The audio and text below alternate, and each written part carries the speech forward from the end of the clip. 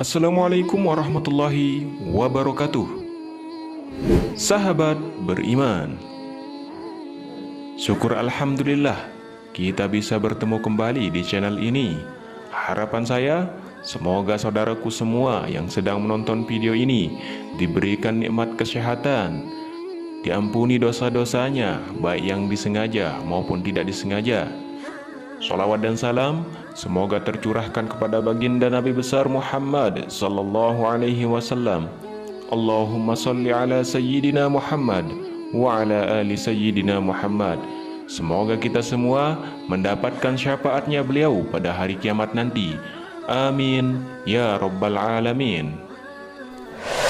Sahabat beriman, munculnya Dajjal merupakan salah satu tanda dari beberapa tanda kiamat kubro atau hari akhir.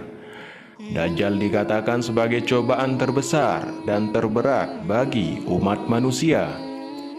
Sebagaimana diketahui bahwa Dajjal merupakan pembawa fitnah terbesar di muka bumi. Sebelum kemunculannya, akan ada jumlah musibah besar yang menimpa umat manusia sebagai ujian bagi mereka. Rasulullah Shallallahu Alaihi Wasallam dalam sabdanya telah mengingatkan kaum muslimin mengenai Dajjal. Bahkan beliau menjelaskan ciri-cirinya, kemampuan yang dimiliki, fitnah yang ia bawa, dan lain sebagainya. Berikut ini ciri-ciri munculnya Dajjal menjelang hari kiamat yang perlu kamu waspadai. Yang pertama, menurunnya ilmu agama. Dari Jabir bin Abdullah, Rasulullah Shallallahu Alaihi Wasallam bersabda, Dajjal akan keluar ketika agama berkurang dan ilmu merosot.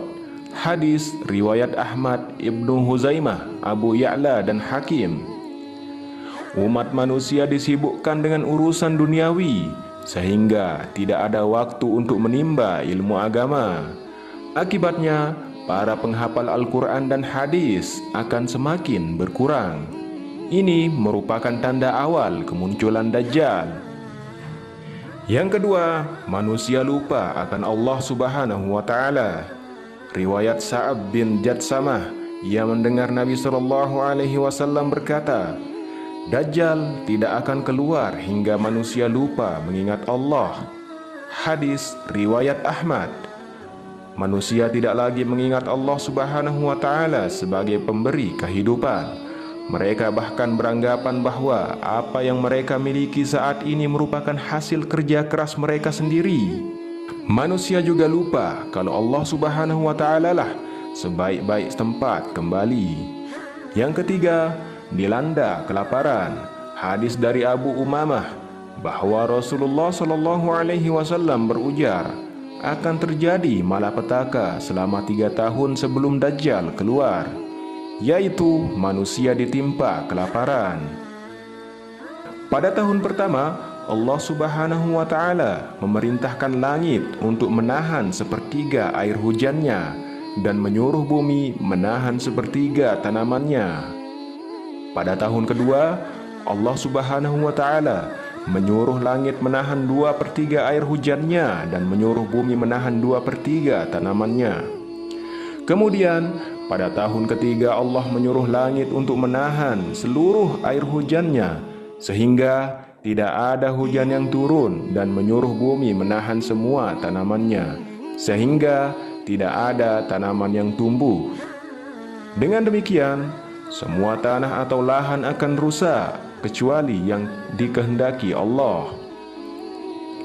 Dikatakan bagaimana pada zaman itu manusia hidup. Mereka membaca tahlil, takbir, tasbih, dan tahmid. Hal itu dilakukan agar mereka diberi makanan. Hadis riwayat Ibnu Majah, Ibnu Huzaimah, dan Hakim. Yang keempat, musim paceklik melanda. Asma binti Yazid Al-Ansari meriwayatkan bahwa ia bersama Nabi Muhammad SAW di rumahnya.